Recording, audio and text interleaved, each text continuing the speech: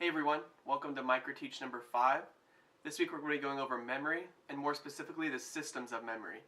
We're going to be going over sensory memory, short-term memory, and long-term memory. But first I kind of want to start off with just kind of a general overview of everything. I'm going to use your book's definition and kind of break that down and explain a little bit of what memory really is.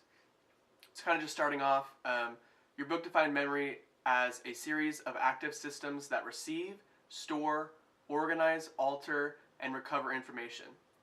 And this is done basically through 3 steps. So the first is going to be what's known as encoding. And this encoding is going to be converting information into a form to be retained into memory.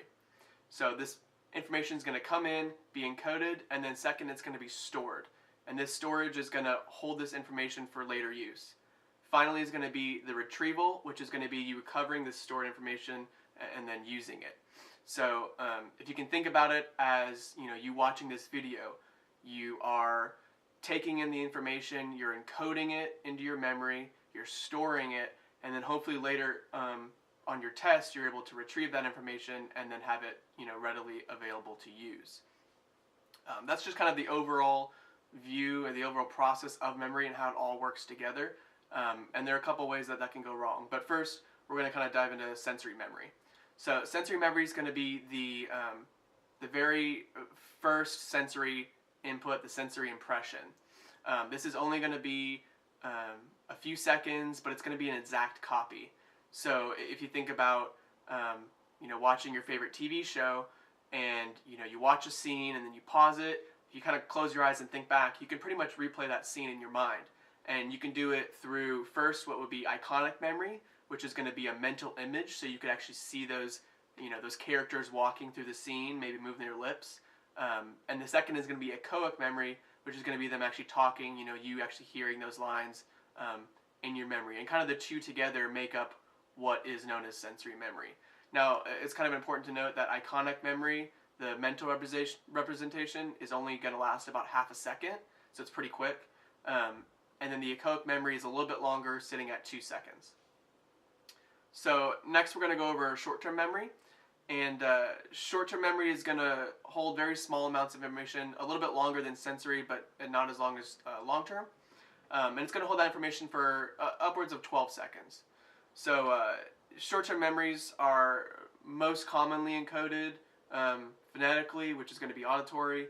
Not to say that they can't be encoded any other way. That's just the most often way that they are. And it's possible that these short-term memories can get kind of disrupted a little bit.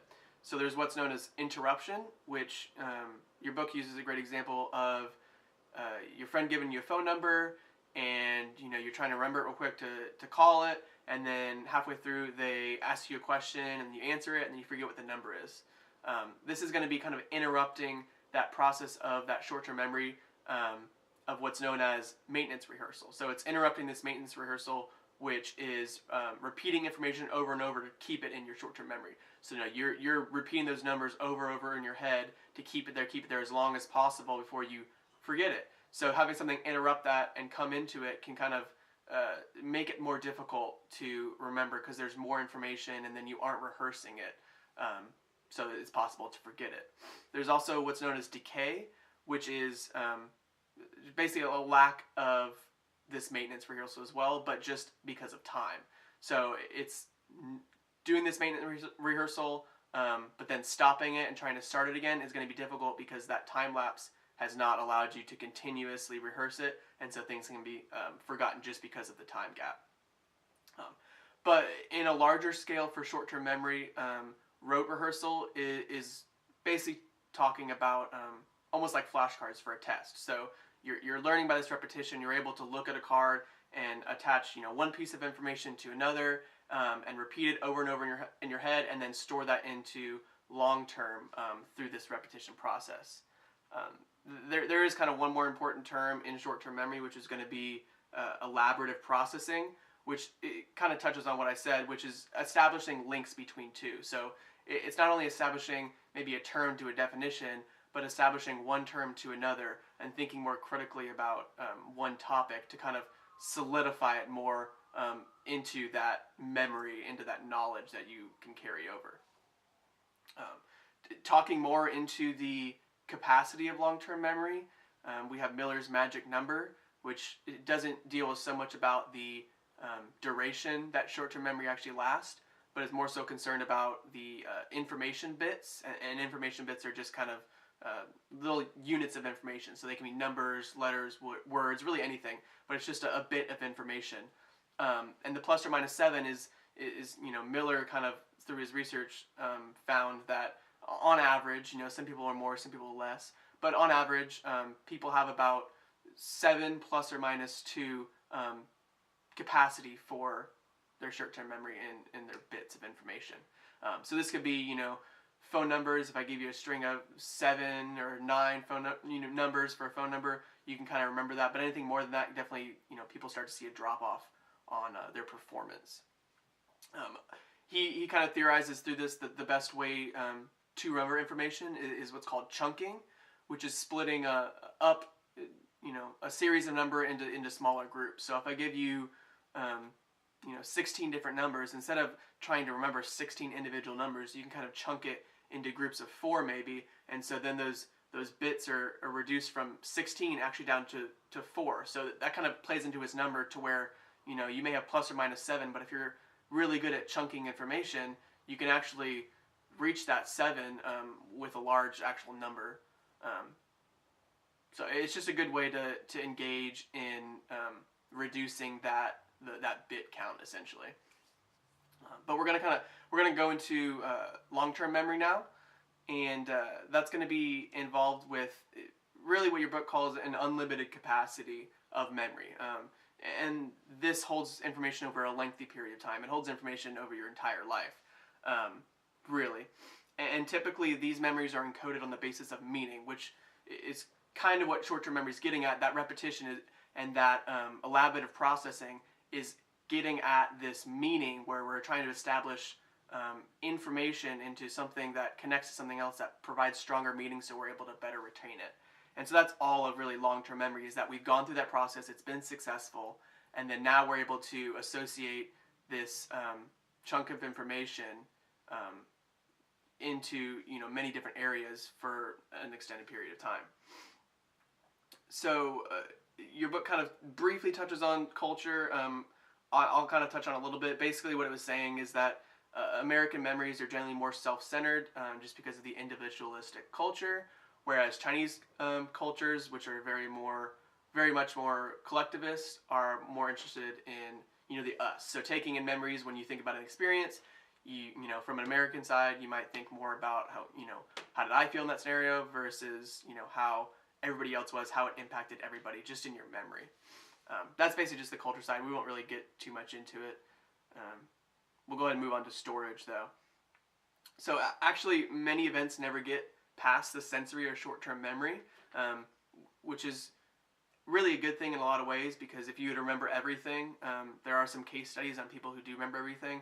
It's just a lot. You won't be able to remember anything, and even if you did, you wouldn't necessarily want to, because it's a lot of clutter of information. So generally there's, while there is a lot in our long-term memory and there's a lot that we're drawing from, there's a lot that gets left out too. And things that get left out, even in our long-term memories, can create what's known as false memories. And this is where gaps in memory can be filled in with logic or guessing of new information. And this is really where you have to be careful when later on we, in the chapter, it kind of gets into repression of memories and everything, because through possibly repressing a memory or something, trying to bring about what that memory originally was, can provide some false feelings, or that couldn't have happened, so logically this must have been what happened, and then you can actually alter your memory. That's kind of going back to that definition of being able to alter. You can alter your memories to then that's your new memory, that's what you've been placed, and so it can be kind of really kind of a crazy system that alters your long-term memory. But this long-term is organized into a network model, and basically this is how the field is viewing memory, is that it's an organized system where all the information is linked together. So all this information is linked, and it's working together. It is able to communicate off each other in a way that You can remember something, and that might pique your memory in another thing. So basically, it's all interconnected is the general concept. The overall kind of types of long-term memory, and this is kind of what we're going to finish on, which is going to be super important, is going to be first procedural memory, and this is going to be how to do things for motor or performance skills. So like throwing a baseball, driving stick. This is going to be all under procedural memory. These are the things that just almost feel natural to us, but it is involved in memory. It's a process. The next is going to be declarative memory, and this is going to be your factual information. So a lot of your history classes, you're using a lot of your declarative memory. Somatic memory is going to be impersonal knowledge about the world. And then lastly, you have episodic memory, which is going to be personal experiences that are linked with specific times and places. So those are very important to kind of nail down. There's definitely going to be on the test. Those four, just make sure you have those together in your long-term memory. But that's basically going to conclude all of Module 32, just kind of going over the systems. And as always, if you guys have any questions, just shoot me an email. But other than that, I'll see you next time.